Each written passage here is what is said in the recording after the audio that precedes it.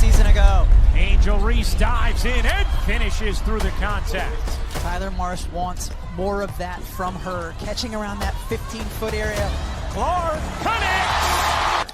CaitlinClark, you see just the great little rub screen. Yeah, honestly, I've been working really hard to get back to full health, and I feel like probably over these last couple of weeks is when I've probably started feeling my best. CaitlinClark isn't just changing the league from the court. She's running the entire operation from the bench. Forget about the rumors and reports. They don't even cover half of this rising tension. The truth is simple. Caitlin walked into the league and issued a non-negotiable demand to the IndianaFever front office, and they snapped to attention. This was not a friendly suggestion over dinner. This was a command they couldn't dare resist. And the names at the center of this storm are Sophie Cunningham and Lexie Hull. So how did a rookie suddenly start giving the kind of orders only the general manager should? Sit back. Let's take you through what really happened behind the scenes and what Caitlin's intervention actually means for the future of Indiana Fevers. Yeah, I think what happened to us this season, you don't see in the span of someone's whole career, let alone one season. And so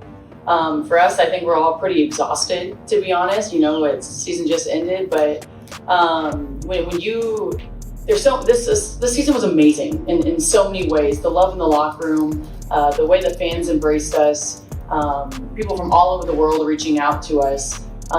It was truly awesome and inspiring. Clark basically walked into the owner's suite, slammed her hand on the table, and said, "You keep them, period. Forget the salary cap. Forget the cost-cutting measures you drew up. Forget the long-term vision drafted in the back room by guys who don't know a basketball from a beach ball. If you want me to stay healthy, happy, and winning, you keep my people." And here is the absolute most unbelievable part that should terrify every other GM in the WNBA. The front office did exactly what she told them to do. They capitulated. They surrendered. They realized they had no other choice. Is Caitlin close? How's she coming along? Dude, I don't know. Everyone keeps asking. Everyone's like, and I'm like, literally, she doesn't even know. It's just like a day-by-day legit type of thing. And so, yeah, she's close, but like, you also have to remember, like, she could be playing if it wasn't in the WNBA by now, but like at this level, with how deep and like how good people are nowadays in our league, which is the best it's ever been, like, you can't just be good. You have to be on top of your game. And so just trying to get her back in game shape, I think, is what they're trying to do. But like, again, it's literally a day by day. This isn't just about a contract. This is a complete, total power shift. This is player leverage at a level we haven't seen since the Michael Jordan era, when he basically dictated the Bulls roster. And even that took years. Clark got it in months. She is not an employee. She is the CEO of the IndianaFever, and her teammates confirmed it. Now, we have to ask the ultimate question, the one everyone is whispering about. Is this the greatest display of strategic leadership we've ever seen from a young star? Or is it a dangerous signal that the player is already too big for the team? Hit like right now if you think Clark has earned the right to run her own team because she is the GOAT and the face of the league. Fight for the people that couldn't be out there.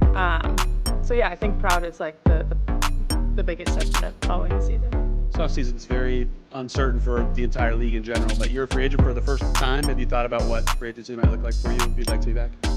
Yeah, I mean, I'm a restricted free agent, so I think that changes things a little bit, but I've loved my years here in Indiana. So obviously with a lot of uncertainty, you don't know what's to come, but I've built a life here. And I love this franchise. I love the people. I love the fans. The media was lost in the soap opera they manufactured. All the Lexie Hull drama, all the "she's packing her bags, she's leaving, it's a tragedy" nonsense was a distraction. It was clickbait fueled by the Fever's own management, who were trying to play games with her restricted free agent status. They were trying to save nickels while risking their multi-million-dollar future. They were literally risking the whole damn franchise. But Clark, the actual adult in the room, shut that noise down, and we have the receipts. Did you see Skip Bayless said that the WNBA is lying about her injury?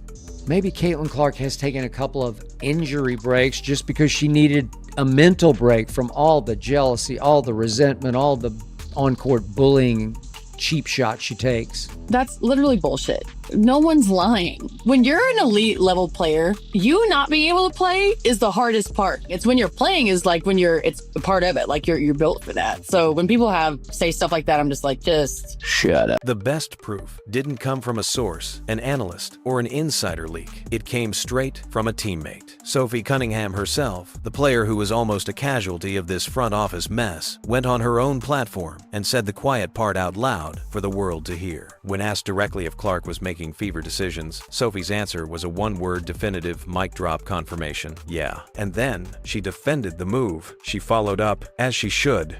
Was CC making decisions? Like, yeah. with it? Yeah. As she No should. way.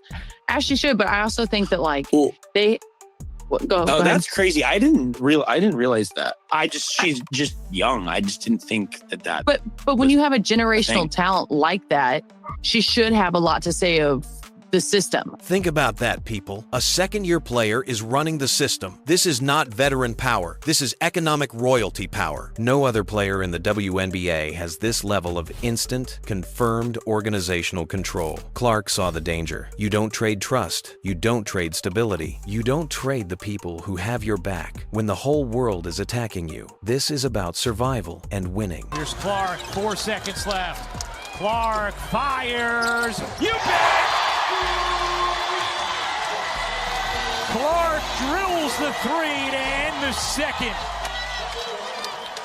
Screen set by Aaliyah Boston. That's a tough shot.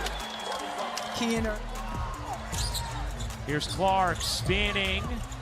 Bouncing, what a find! And Howard lays it in on a delectable dime from CaitlinClark. Clark's second season is the make-or-break season. It is the championship season. You can't go into that kind of high-stakes pressure cooker surrounded by strangers. She needs the people who know her game, who know her habits, and who can literally feel where she is going to be on the court without ever looking up. That organic chemistry is the secret sauce that wins titles. It is a thing you simply cannot buy or replicate in free agency. It is priceless. Have you ever been in a situation where you had a friend at work who just knew what you were thinking and could save you from disaster? Comment "My ride or die" if you know that feeling, because that level of trust is what Clark was fighting for. A little while ago, Amber said that she's been hearing from people talking about the Fever, that this is the best movie they've watched. Oh, no. Because of everything that happened. And you're in the middle.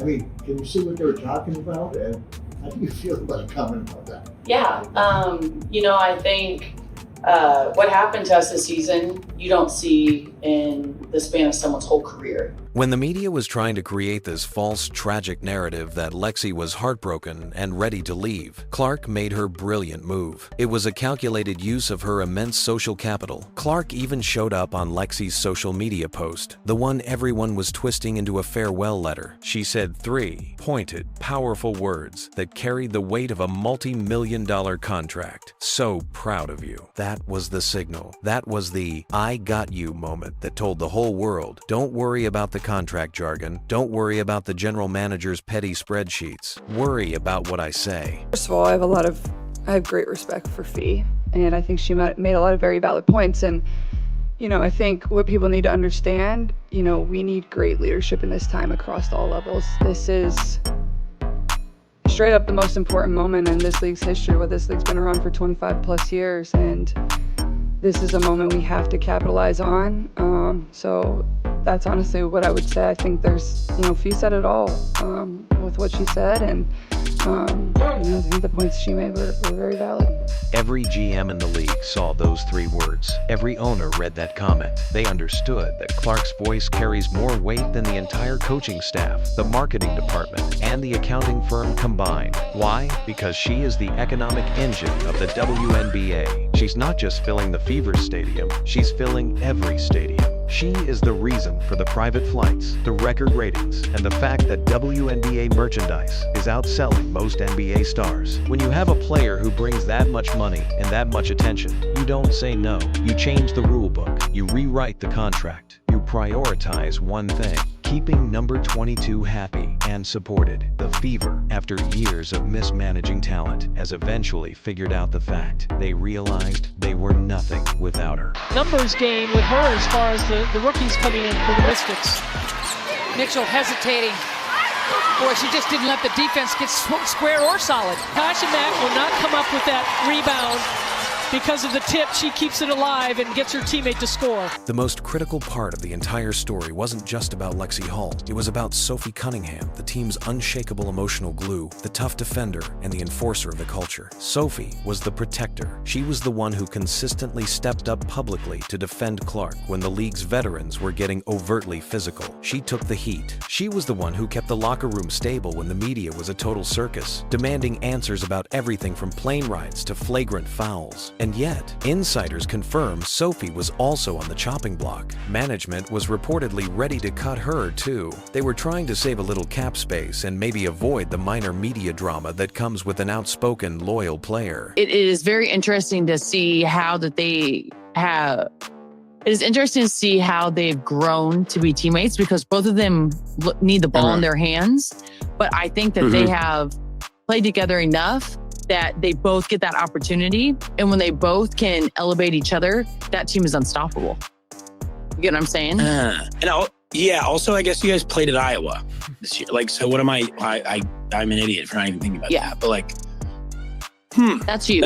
Yes, of course. But Clark wouldn't allow it. She didn't just ask. She demanded Sophie stay. She drew a line in the sand, and the front office was forced to step back. Think about the sheer PR nightmare if the Fever had let Sophie walk. Fans would have seen it as a colossal betrayal of the Star's only public defender. They would have alienated their franchise player by discarding the one person who had shown complete, total loyalty to her under intense fire. Clark saved the Fever from their own boneheaded attempt to be cheap and ungrateful. Hit subscribe if you think she's earned the right to step into the team's affairs. Yeah, I mean, probably take a little bit of a break here, just for maybe a week.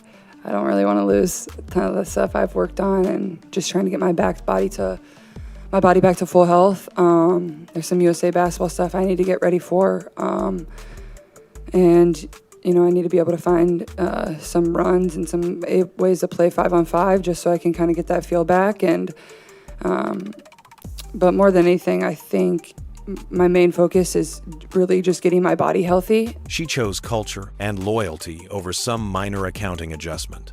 That's what real leaders do.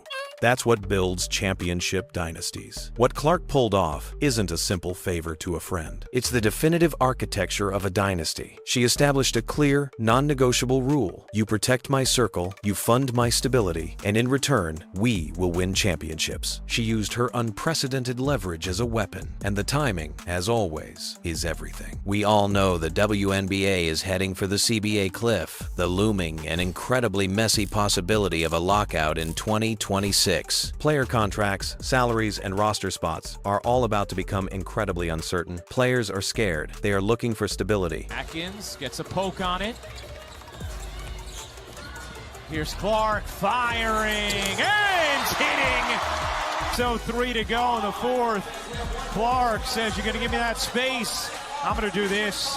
4-3. Clark's move to keep Hull and Cunningham nailed 3 things. First, she guaranteed stability. Now she knows exactly who's playing when the pressure's on. No changes, no question marks, just familiarity and trust when it matters most. Second, she sent a powerful message to the roster. She'll fight for them. That kind of advocacy builds an unshakable loyalty structure before any big CBA drama hits. For our entire season, I don't think it would be I don't think we would have had the type of success that we had if it wasn't for the friendship or the empathy people showed one another or the next man up mentality. Like, that was shown across the board in our locker room, whether it was, for myself or whether it was for somebody that came in mid-season and got hurt. Like, it was always the same. Like, you always care for your teammates in the same manner. So, obviously AB was tremendous in that role, and I think she had an an incredible year. But third, it was a direct appeal to future free agents. Clark just showed the entire league that if you sign with her, she'll fight for your security and your check. Every player saw her lock down her teammates' contracts, and that's a major recruiting tool. In a league where players often feel disposable, that guarantee of loyalty from the biggest name in the sport is priceless. It is the ultimate recruiting tool. My main focus is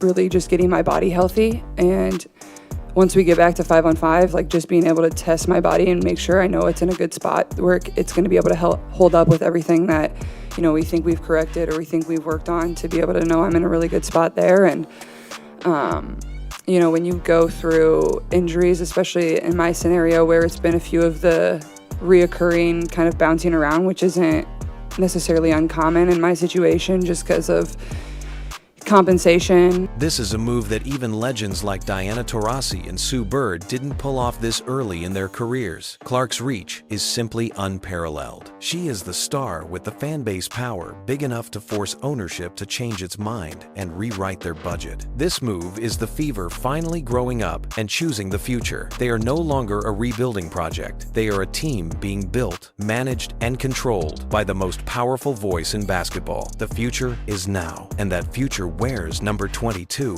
and has an office waiting for her when she retires. So, let's stop being nice and get real about this. Did Clark just pull off the biggest power play in WNBA history by demanding control? Or is this the beginning of a dangerous era where GMs become irrelevant? Drop your take below and make sure you subscribe, because this unbelievable, franchise-altering drama is just getting started.